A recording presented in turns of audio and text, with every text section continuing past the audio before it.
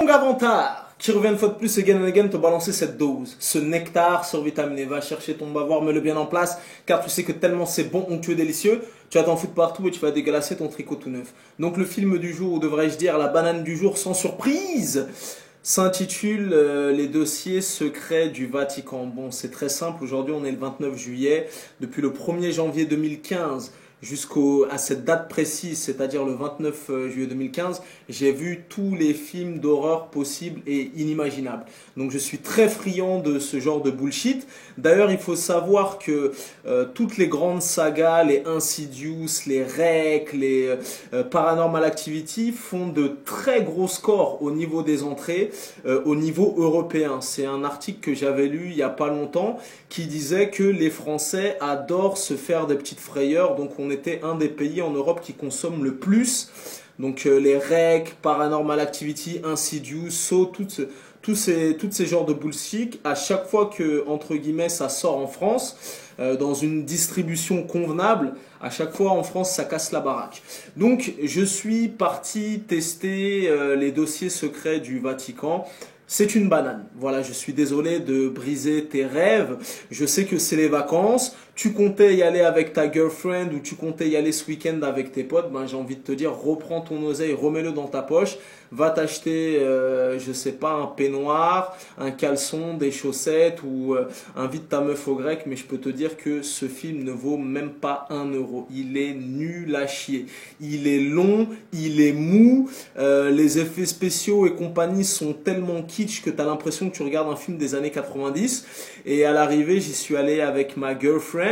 Et même ma copine, elle m'a dit, mais ton film, c'est pas un film sérieux, c'est un film comique. Ouais, pour le coup, le film est tellement nul qu'il en devient ridicule, qu'il en devient absurde. Et au final, voilà, les gens, ils se tapaient des barres dans la salle. Donc au final, moi, j'ai eu un petit peu peur, mais je vais te dire pourquoi j'ai eu peur. C'est pas pour ce film à la con, parce qu'en général, quand il y a des films d'horreur, que ce soit Poltergeist, que ce soit The Gallows, que ce soit Unfraid Dead, là, tous les derniers films d'horreur, de toute façon, je les ai tous vus depuis le 1er janvier 2015 jusqu'à maintenant. En général, moi, j'ai mon rituel. J'y vais le mercredi, jour de la sortie, première séance disponible, 9 h du matin.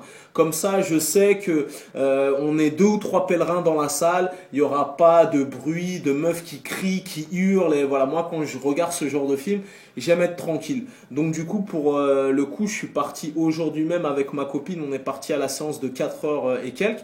Je me suis dit, putain, il va y avoir du monde. Et il y avait du monde. Il y avait plein de petites lycéennes, de collégiennes et tout. Donc je me suis dit, oh là là, ça va crier, ça va hurler pour rien. Dès qu'il va y avoir une porte clic-clac, elles vont rigoler, tout ça et tout. Le film était tellement nul, était tellement truc. Dans le cinéma, silence de mort, cimetière. Tu vois, normalement, les films, tu vois, quand tu vas regarder des films d'horreur, t'es dans le bail de mais pourquoi, mais non, mais arrêtez, what's that? Mais pourquoi, mais non. Tu vois, t'es dans des bails comme ça. Là, mon gars, pendant les 1 h 30, j'étais stoïque, j'étais comme ça. Et tellement ma copine qui était avec moi, elle en avait marre et tout, toutes les 10 minutes, j'étais obligé de lui dire, non mais t'inquiète chérie, le film il est bientôt terminé. Non mais t'inquiète chérie, elle me regardait comme ça, elle me disait, mais c'est ça ton film, tu m'emmènes voir de la merde. Mon gars, le film est nul à chier. C'est tellement mou, c'est tellement lent que au final, le film il dure à peine 1 h 30, hein, à peine 1 h 30, il doit durer 1 h 24 ou je sais pas, t'as l'impression que tu restes 3 jours dans la salle. C'est tellement mou, c'est tellement lent. Et je regardais mon téléphone toutes les 5 minutes pour savoir à quelle heure j'allais sortir. Voilà, tu vois.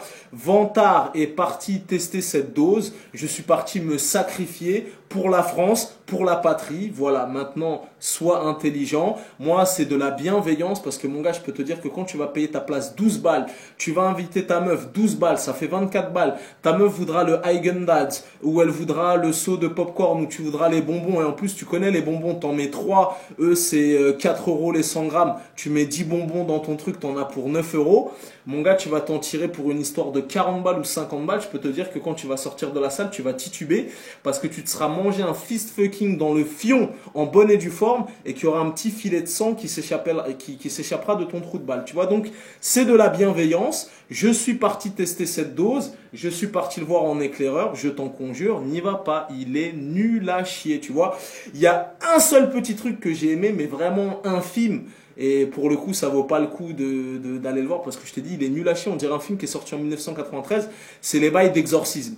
J'adore ça, tu vois. Quand les gens sont possédés, qu'ils appellent un prêtre et que le prêtre commence à partir dans des freestyles de nanani, l'apôtre, montre-toi, l'apôtre Saint Sébastien, il arpente la forêt, il marche dans le royaume, je n'ai pas peur de toi, démon, je te chasse. Tu vois, tous les bails de freestyle de mon gars, oh là là, ça par contre, ça je kiffe ma race quand tu parles nanana, le seuil, nous devons pénétrer les hosties, répands-toi démon, sors de ce corps, Jésus-Christ n'a pas peur, il marche à côté de moi, nanani, nanana, tous ces bails de bullshit, ça j'adore, tu vois, à la fin il y en a un petit peu pendant 5 minutes, ça m'a fait kiffer, mais pour le coup, je t'ai dit, c'est pas un film d'horreur digne de ce nom, le film fait plus rigoler qu'autre chose, il est nul, il est kitsch, il est prévisible et je sais même pas pourquoi ils l'ont interdit au moins de 12 ans tellement il se passe rien. Voilà, t'as vu.